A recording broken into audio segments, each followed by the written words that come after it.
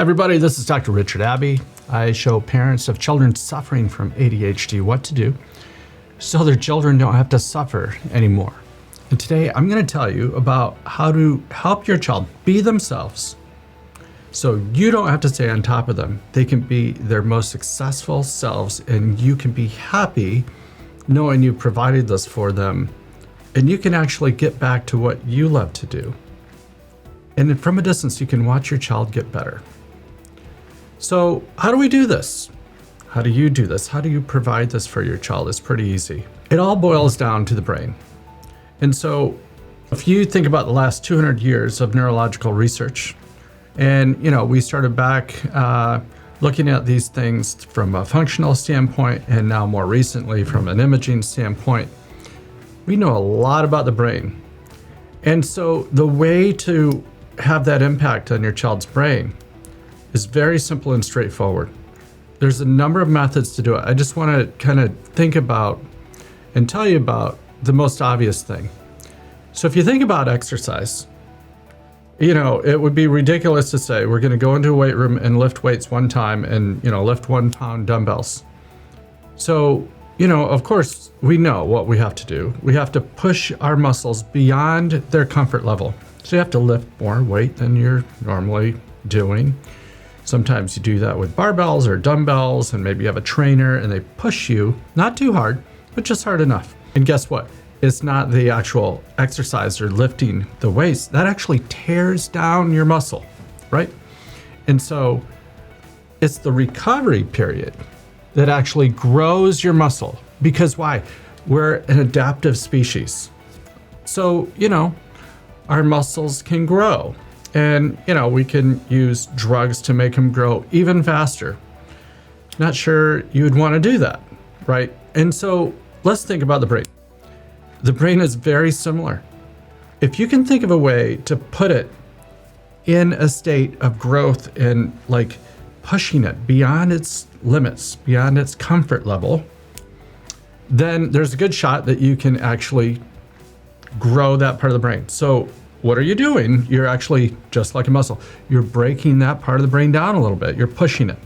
And so what does the brain do? It recovers that part of the brain and it makes it a little bit stronger. Just like your muscles are a little bit stronger. It takes time though, right? To grow your muscles or even to get in shape and conditioning. You know that you got to commit. You got to do it consistently over time. And without question, it's going to work. Unless there's something physiologically wrong with you, you're going to grow your muscles. And so people come to me all the time and they say, Dr. Abbey, can this work for me? Well, of course it can. Nothing is 100% guaranteed. When does it not work? It doesn't work when, people have a virus or people have some kind of thing going on in the brain, some kind of neurological disease. Is pretty rare, especially for children. So the majority of children that we see do not have a brain disease that would prevent them. Now, sometimes they do. PANDAS is an example, and that mimics things like ADHD. It's a terrible virus and a condition. And what you have to do then, could my brain get better even if you have PANDAS? Yeah, but first you got to fix the PANDAS. And, that can take a lot of work medically or through different forms of alternative medicine, herbal therapies and things, but you can get the brain ready. So then what do? There's different levels. So, what are we doing in education? Think about what we're doing in education just for a minute, because it's not about learning the state capitals, and who cares if you don't live in the United States, right? So it's not about learning the presidents and all these things. It's about learning how to stretch your brain so you can use it in marvelous and various ways, right? That's what we're doing. Who remembers the formulas for complex calculus, and who's using that every day, in their engineering or in their job? Who's balancing chemical equations? Probably nobody. Well, maybe a few people are. But that wasn't the whole point of your education. The whole point of your education was to learn how to stretch your brain and to use it in amazing ways, so then you can have critical thinking skills and you can solve problems on your own. And so we've been doing this for many, many years, hundreds of years. modern technology comes around, and who's taking advantage of this modern technology? A very few percentage of the population. But what if you could actually take advantage of that and change not just your body, but your brain? Well, you can do that. So there's a couple ways that you can actually do this. So if you have an area of weakness, and let's just say it's attention regulation. You go, who hasn't gone to the computer and you're supposed to check your email for a thing, and next thing you know, you're off on Facebook or YouTube or doing the things. Well, that can be natural to a certain extent, but if you get caught down the rabbit hole for several hours and you never actually did the thing, that might be a different condition. That's what we're talking about, ADHD. So how do you train your brain so you can sustain your attention on things that aren't so interesting and you can power through those? Well, you can focus on that thing. And what I mean by that thing is you can focus on the thing that's causing you problems, like attention regulation, sustained attention. You can do exercises to sustain your attention on things like numbers and letters and reversing the numbers and letters. Do exercises to do that and work individually with somebody or do that through a computer-based problem. So this would be called cognitive skills training. And there's tons of people doing this. There's all sorts of apps that you can do. And here's what we know about that level of training. It has to be intense, and the duration has to be long enough. And you have to do it frequently, like 5 times a week for several weeks, probably a couple, 2 to 3 months to make a significant change. Most people with ADHD do not have what it takes to power through this. They'll stop and they forget about it. How do I know this? Because we've worked with hundreds and hundreds of people through similar programs. The only way they're successful is if they have a coach that will push them, just like a personal trainer. Otherwise, guess what? It's not interesting enough. It's boring, and so they quit. It's like the person, if it was like, this is what gym memberships do. Everybody at the beginning of the year sign up. They know you're going to quit and not do it, right? Because you're not the person that stays in shape. Maybe 10, if you're lucky, 20% of the people actually go to the gym, and the rest of the people just pay monthly dues, right? So that's the problem with cognitive skills training. You need to be able to push yourself and have an adaptive program that pushes you beyond your comfort level and stay in there for, several minutes, like 20, 30 minutes, 5 days a week for a few months. You can change your brain. Here's the problem though. What if there's some kind of physiological difference in you? There's a physiological difference such that no matter how much you change your brain, your ability to change your brain is limited. Well, that's what we call ADHD. That's when a simple variance in level of ability to pay attention crosses the threshold into disorder. If you have a bona fide attention deficit hyperactivity disorder, you actually have that. There's a part of your brain, and we can go into the neuroanatomy, but essentially the frontal lobes, the anterior cingulate cortex, these structures are not functioning like the normal population. That's okay. I mean, we need to get over oh my gosh, my child isn't different. They're okay. There's nothing wrong with them. Nobody's saying there's anything wrong with your child. They're just saying, hey, there's a relative weakness. And the old kind of thinking about that being that you can't change it, and that stigma that goes with a disorder.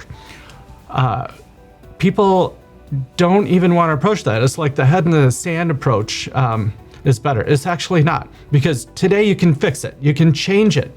You can improve it. So if you have a thing like a relative weakness for focusing and paying attention, you can actually overcome it just like you would, if you had small biceps, we wouldn't call that a disorder and get all upset about it. Not until the past couple of decades did we actually have opportunities to change this. And now the technology is such that you can do this in amazing ways. So we just covered the cognitive skills training level. That's not bad. But guess what? You can go even deeper into the brain and look at the actual brain structures and their functioning.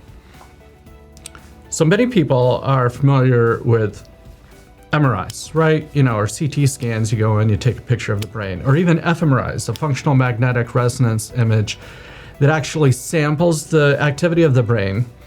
And the problem with that, 2 things, is a correlation. And the second problem with that is the time resolution is terrible. So, you're sampling the brain at 1 sample every 1 to 2 seconds. The brain is way, way faster than that. The analogy of using like an MRI, for example, or a CT scan to check the health of a brain, it would be like looking at a busy highway and taking an aerial photo of it and trying to determine if the traffic flow is okay. That's ridiculous. So really what you'd want to do is you'd want to take a movie, right? You'd want to like take a film and see what the traffic flow is, and that's exactly what you can do with the brain. Going all the way back to the 1960s, EEG technology, you put sensors on the brain, you can look at the activity of the brain. It's pretty amazing. And over the years, people have been using this to look at the brain. We'll get in greater detail on another video about what that looks like. But suffice it to say, with 19 sensors on the brain, on the head. You know, you put this cap on your head, 19 sensors. You can not only go and look at the activity right below each sensor, but through inverse mathematics, you can break the brain down into over 23,000 component parts. In fact, you can get a resolution of the brain down to about a 3 cubic millimeter of voxel. That's pretty darn good, because even with a really good MRI machine, you're down to 1 cubic millimeter voxel. So you're not really losing spatial resolution. You can see pretty well the structures of the brain, but what you're picking up is this super cool thing called time resolution. So remember, I just told you about when you take samples of the brain with an fMRI, you're sampling one sample per 1 to 2 seconds. With EEG, you're sampling at over 128 times a second, and you're comparing this to a normative database. So that's super cool, because let's say you have an 8-year-old. Dr. Robert Thatcher and others with the National Institute of Health started this amazing study with a multi-million-dollar grant in the decade of the brain, billions of dollars spent on the brain. Let's do comprehensive neuropsychological testing, each age range, and then do brain maps and look at their performance and create a database so we can compare 8-year-olds. So if you have an 8-year-old with an attention problem, you can compare it to other 8-year-olds that didn't have an attention problem, for example, or didn't have anxiety or depression or autism. So then you can look and study your child's brain and look at what we would call the regions of interest that would be very specific to them. We don't have to guess. They're not like a part of a research study with like groups and masses amounts of people. This is your child compared to a normative database against a group of children who are free and absent of any symptoms. So what we're talking about is things that are very unusual. And by that, I mean extreme outliers, right? So if we take what we call Z-scores that have a mean of 0 and standard deviation of 1. So at 1 standard deviation, you have 68% of the population. At 2 standard deviations, you have 98% of the population. So we're looking at outside of that are correlated with your child's symptoms, right? And so you can break the brain down and look at the actual functioning of the brain. And you can break that down to 12,700 parts. That's pretty cool. And then you can look at the connectivity. And all of these things contribute to your child's attention regulation difficulties. People with this technology can show that to you. So we can actually break your child's brain down into 12,700 parts and show that information to you. So people throughout the world can do this level of imaging. It's called a QEEG brain map, and we can show that information to you. We can also show how well your child's brain is communicating within specific networks. So if you take, for example, the attention network, how well is that communicating? So if you can hear me well, we have a good connection, that's great. But you know, even in Silicon Valley, where we are, you call somebody on the phone and it's like, I have a bad signal. I can't actually hear you and I gotta repeat myself. It's pretty inefficient. So you can look at the level of communication throughout the brain. So you can look at the level of differentiation in your child's brain. And what do I mean by that? So what's supposed to happen is over time, your child's brain starts to develop and it starts to mature and specialize. And if it doesn't specialize, you can actually see that. So within the attention network, for example, maybe it's not as developed as the other children. And so maybe, you know, what are they, a year, 2, 3 years behind? Could you put them through a system that would actually mature their brain faster, that would actually foster that development? Well, actually you can't. So there's a method called operant conditioning. What do I mean by that? So if you do a behavior, I'm going to reward it. I'm going to say, good job, good job. I'm going to give you an M&M. I'm going to give you a treat, something to let you know that you did something better. So when people do things like neurofeedback, that's a form of operant conditioning, but guess what? It's super rapid and it's super fast. So you can do this amazing reward-based system to your child's brain in the areas that they're actually weak in, and they can actually develop that and get way better. So over time, what happens, this is super amazing. Your child's brain starts to develop because of the demands of the training. So in a single training session, your child is getting about 3,000 notifications, 3,000 rewards that they used their brain better. They connected it better.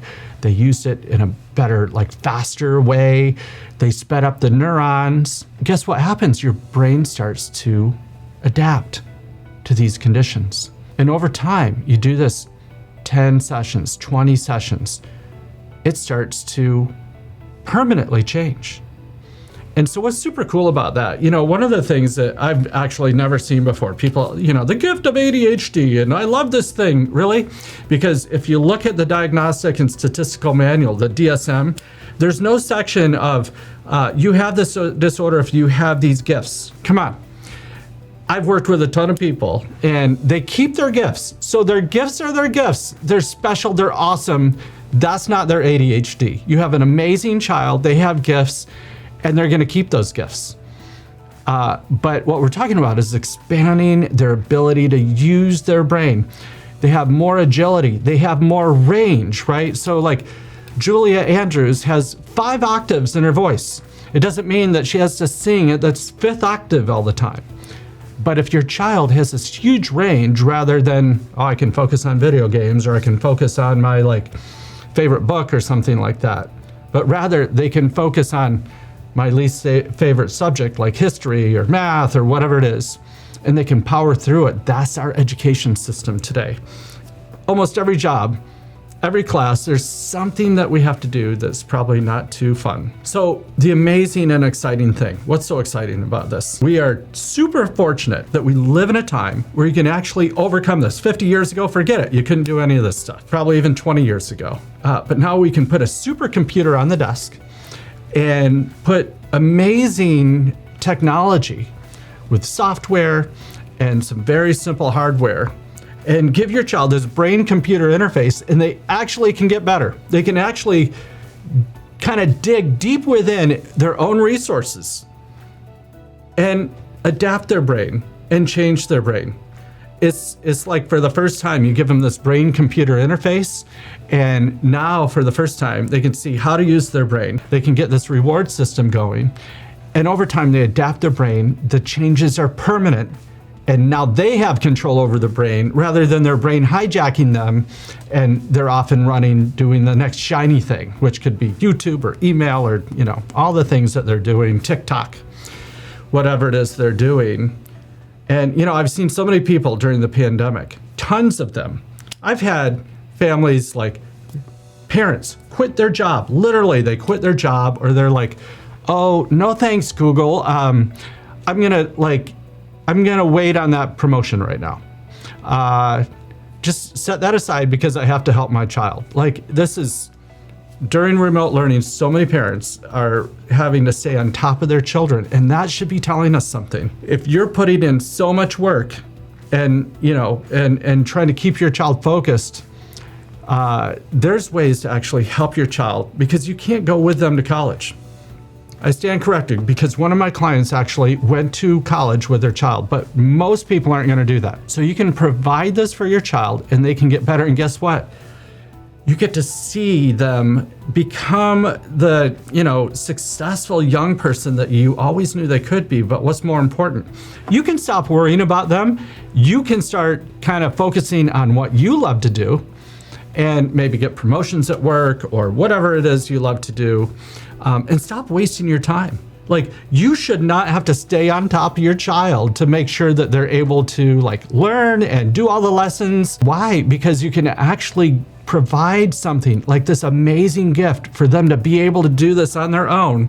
Because guess what? There's no extra time in a job. There's no extra time in a relationship and accommodations. Like that's only going to take you so far.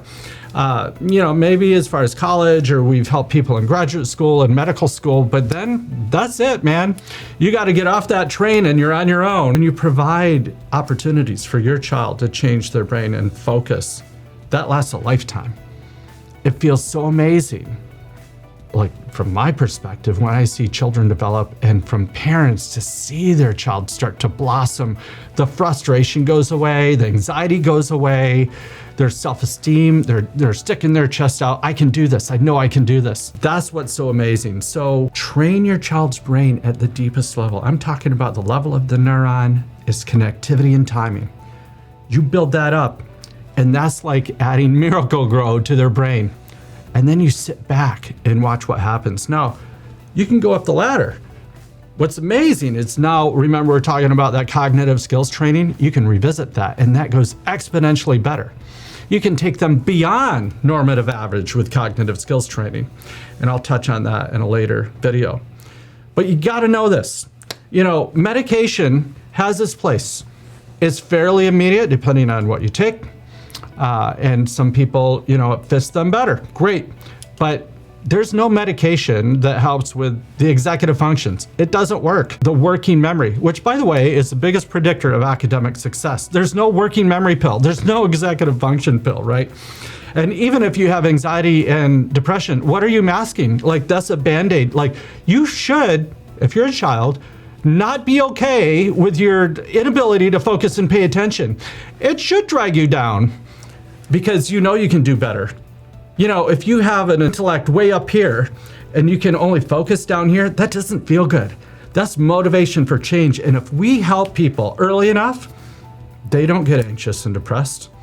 The later, the worse it is. I've seen people into their 20s and 30s. They end up, they get through the school and now they're becoming whatever it is, lawyer, doctor, they're in the tech industry and they're miserable because instead of choosing what they wanted to do, they had to make do with what they were able to do in the school that they were able to get into, and they're miserable. It didn't help. 30-year outcome studies for medication. The 30-year MTA study shows people end up in the same place if you take medication or not. So that's not a solution. The solution, if you're into it, is to train your child's brain at the deepest level. Do that. Train the cognitive skills, bring them to their exponential potential, and then you just sit back and watch them blossom, and you get back to what you love to do. Now I want you to think about that for just a moment. Like, what would that be like? You might not even be able to imagine, but think about it just for a minute. What would that be like? All the frenzy of the remote learning with COVID-19 and everything, it's been so hard on so many people. What if you didn't have to keep on top of your child and they could do all the things on their own? What would you do with all your free time? And what would you think about your child just doing all these amazing things and coming home and telling you all about it? Just think about how amazing that would be, because we see it all the time. It's not impossible. It's something that actually can happen. It's a lot of hard work, but being able to change your brain and sitting back and watching your child just flourish and do so amazing, it's worth it. It's so worth it. So if you heard anything you'd like, subscribe, click the like button. I'm gonna have a whole series of videos on how you can help your child be their full potential, and also different ways that you can train their brain. There's tons of ways to do that. You may be interested in how they can do that. I'm gonna provide all this information in future videos, so stay tuned.